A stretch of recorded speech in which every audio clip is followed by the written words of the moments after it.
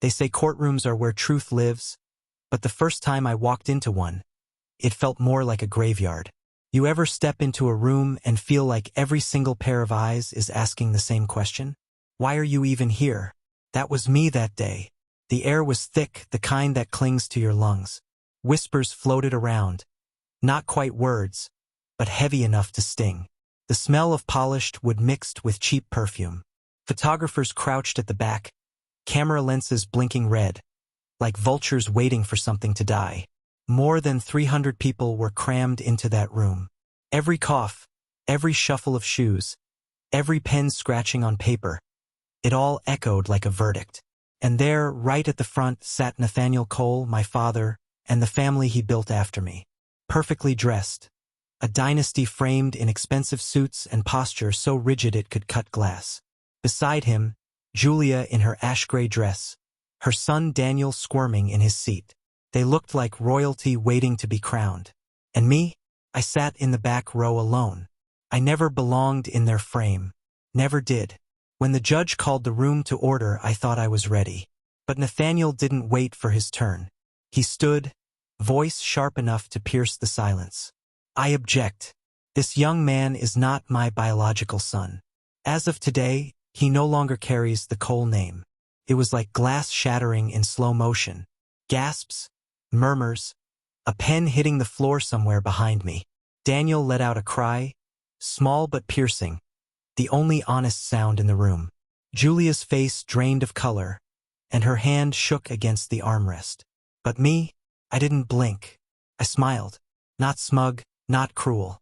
The kind of smile my mother used to say lit up the whole kitchen, because in my briefcase was a sealed white envelope. And if today was about bloodlines, then we were going to spill them all. I rose slowly. Each step echoed in my chest louder than it did on the polished floor. My hand brushed the envelope, sharp at the edges, almost humming with electricity. And just before I spoke, my mind betrayed me, pulled me back to the only warmth I'd ever known. My mother, Claire. I saw her so clearly it hurt. Sitting on the edge of my bed, lamplight soft on her hair, reading The Great Gatsby aloud, her voice steady, her finger tracing words like she'd lived inside them. She once told me, "Never let anyone convince you you're unworthy of love." She said it after Nathaniel walked past my science fair ribbon without so much as a glance. She was home in a house that otherwise felt like a museum. Marble floors, frozen portraits, silence sharp enough to cut. She was warmth against stone. I was 12 when she sat me beneath the fig tree in the garden. Her voice trembled, but her eyes were steady.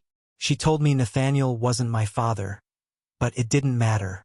She said, "You are mine. That will never change." And I believed her until cancer took her. I was 26 when I held her hand, felt her warmth fade. Her last words to me were simple. "You are my light." Nathaniel wasn't there. He was sending papers through his assistant. That was his farewell. 6 months later, Julia arrived. Not like a wife, like an invasion. The house that had once smelled like molasses cookies now reeked of sandalwood candles. Family photos of me and my mother disappeared, replaced by portraits of Nathaniel and Julia, flawless but empty. One night, she wore my mother's emerald ring. When I asked where she found it, she smiled and said, "An old box. It suits me, don't you think?" "No," I said. "It never did." Then Daniel came. Nathaniel wept when Julia told him she was pregnant. Real tears, the kind he never shed for me. Never for Claire. I watched him put his hand on her stomach and whisper, "This is our second chance to get it right." And I knew exactly what I was. A draft, a mistake, a shadow placeholder until the real son arrived. But the thing about truth, it doesn't stay buried. I noticed the late-night calls, the hotel receipts hidden in corporate files. Julia's laugh a little too loud with Victor, Nathaniel's oldest friend. And then the proof I couldn't ignore, a DNA test. Daniel wasn't Nathaniel's son. He was Victor's. So when Nathaniel tried to erase me, I stepped forward. Calm. "Certain, Your Honor," I said. "If today is about truth, then all of it deserves daylight." I placed the envelope on the stand. My fingers trembled once, then stilled. I opened it and I read, Daniel Cole is not Nathaniel's son. He is Victor's. Confirmed. 99.9% match. The room exploded.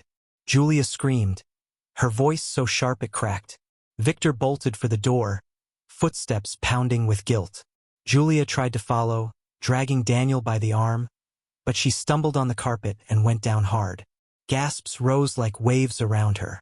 Nathaniel sank back into his chair, his face gray, his hands shaking for the first time in my life. And me? I didn't gloat. I didn't laugh. I just breathed. For the first time in years, the weight was gone. I looked him straight in the eye.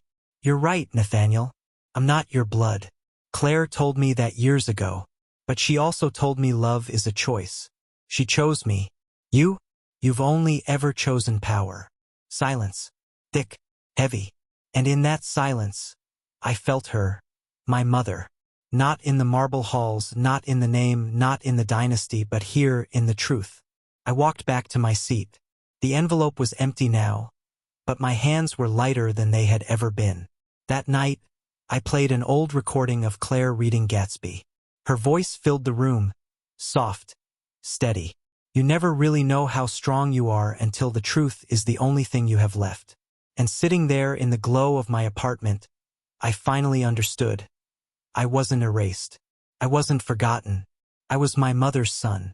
And no dynasty, no courtroom, no lie could ever take that.